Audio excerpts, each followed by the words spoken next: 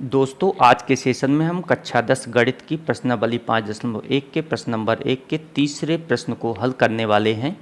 तो प्रश्न नंबर 1 का तीसरा प्रश्न जो दिया हुआ है, सबसे पहले इसको समझ लेते हैं कि निम्नलिखित स्थितियों प्रत्येक किन स्थितियों में संबंध संख्याओं की सूची एपी है। हमें बताने की समांतर श्रेणी है कि नहीं, और है तो क्यों है, मतलब इसे हल भी करना है। तो हमारे पास जो प्रश्न दिया हुआ है कि प्रत्येक किलोमीटर की खुदाई के बाद एक कुआं खोदने में आई लागत, जबकि प्रथम मीटर की खुदाई में लागत 150 रुपये है और बाद में प्रत्येक मीटर की खुदाई में लागत 50 रुपये बढ़ती चली जाती है। तो इसके द्वारा एपी हमें बनाना है। प्रथम जो लागत है उसकी 150 रुपये है और 50 रुपये पुनः वो बढ़ती चली जाती है हर बार की खुदाई में। प्रत्येक मीटर की अतिरिक्त खुदाई में लागत 50 रुपये बढ़ती जाती है, 50 रुपये बढ़ती है इसकी लागत। तो इसको हमें लिखना है प्रथम किलोमीटर की लागत, खुदाई की लागत ए हो जाएगी, तो ये है 150 रुपये। फिर दूसरे मीटर कुआं खोदने की लागत, मीटर के कुआं खोदने की लागत ये हो जाएगी ए प्लस डी, मतलब ए है 150 तो 50 जोड़ेगा तो हो जाएगा 200। इसी प्रकार से तीसरे मीटर के कुआं खोदने की लागत ये हो जाएगी ए प्लस 2d। ए है 150 और 2d का मान है 50, तो 150 ये हुआ और 50 दूनी 100 ये हुआ, तो 250 रुपये हो जाएगी तीसरे के लिए। इसी प्रकार से चौथे के लिए भी हम लिख सकते हैं। इसी प्रकार चौथे मीटर के कुआं खोदने की लागत, चौथे किलोमीटर के लिए, चौथे मीटर के लिए ए प्लस 3d होगा, तो ए है 150, 3 और डी का मान है 50, तो हो जाएगा 150 और 50 तिरका 150, मतलब ये हो जाएगा सीधे 300। तो जैसा कि आप यहाँ देख रहे हैं कि प्रथम किलोमीटर के लिए 150 है, फिर दूसरे के लिए ये हो जाता है 200, तीसरे के लिए 250 और चौथे के लिए 300 हो जाता है। तो समांतर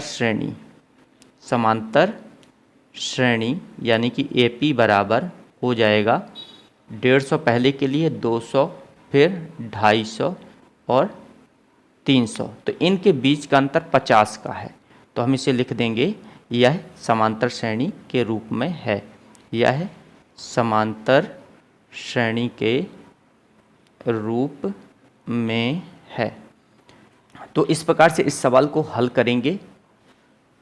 इसका चौथा प्रश्न दिया हुआ है, खाते में प्रत्येक वर्ष का मिश्र धन, जबकि 10,000 रुपये की राशि 8% वार्षिक ब्याज की दर से चक्रवृद्धि ब्याज पर जमा की जाती है। तो यहाँ लिख लेंगे, दिया है राशि है हमारे पास 10,000 रुपये और दर मतलब आर बराबर 8% दी हुई है। जैसा कि हम जानते हैं कि मिश्रधन का फार्मूला जो होता है, मिश्रधन का जो फार्मूला होता है वो होता है ए बराबर पी 1 प्लस आर अपॉन 100 की पावर टी टाइम होता है। तो देखिए प्रत्येक वर्ष के लिए बोल रहे, तो मैं इसे एपी के फॉर्म में लिख करके देखता हूँ। सबसे पहले श्रेणी के फॉर्म में लिख देते हैं इसको, फिर बताएंगे कि एपी है कि नहीं। तो प्रथम श्रेणी में अगर प्रथम वर्ष के लिए होगा तो पी है हमारे पास 10,000 रुपये और आर हमारे पास 8% है, प्रथम ईयर के लिए है। इसी प्रकार से दूसरे ईयर के लिए जो मिश्रधन बनेगा इसका वो बनेगा 10,000 रुपये ये, और 1 प्लस 8/10 की पावर 2 हो जाएगा दूसरे ईयर के लिए। इसी प्रकार से तीसरे ईयर के लिए जब बनेगा तो 10,000 रुपये 1 प्लस 8/100 की पावर, ये तीसरे वर्ष के लिए हो गया। चौथे वर्ष के लिए भी आप लिखना चाहें तो लिख सकते हैं, ये चौथे वर्ष का हो जाएगा 1 प्लस 8/10 की पावर 4। अब इसको बताने कि ये समांतर श्रेणी के फॉर्म में है कि नहीं, तो सर्वांतर इसमें ज्ञात करेंगे हम, और सर्वांतर जो है अगर सेम आता है तो यह AP है, नहीं तो नहीं है। सर्वांतर D बराबर होता है A2 माइनस A1, मतलब दूसरे टर्म से पहले टर्म को पहले माइनस करना है। तो दूसरा टर्म हमारे पास दिया हुआ है 10,000, 1 प्लस 8/100 की पावर 2, और इधर आ जाएगा, इससे घटेगा ये वाला, तो 10,000 और 1 धन 8/100 की पावर 1।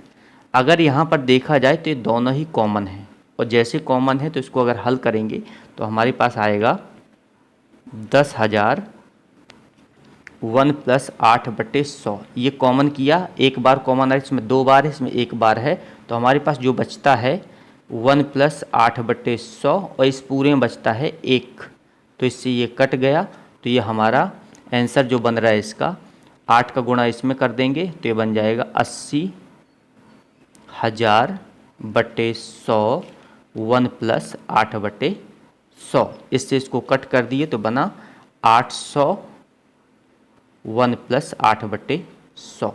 ये तो हमने A2 माइनस A1 किया। इसी प्रकार से हम A3 माइनस A2 कर लेते हैं। अगर इसके बराबर आ जाता है तो यह AP है, नहीं तो नहीं है। तो A3 माइनस A2 एक बार करते हैं। तो A3 माइनस A2, A3 कितना है? A3 है हमारे पास 10,000 1 प्लस 8/100 की पावर 3 माइनस 10,000 1 प्लस 8/100 की पावर 2। अगर इससे कॉमन करेंगे तो 2 पावर का ये कॉमन हो जाएगा यहाँ पर, और 10,000 कॉमन हो जाएगा। तो 10,000 हमने यहाँ से कॉमन किया, 1 प्लस 8/10 की पावर 2 पावर का यहाँ हो गई, तो यहाँ बचती है 1 पावर माइनस 1। तो ये भी यहाँ पर कट गया, और हमारे पास जो बचता है वो बचता है 8 का गुणा इसमें, तो ये 80,000 बन गया बटे 100 आ जाएगा ये वाला, और 1 प्लस 8/100 की पावर 2।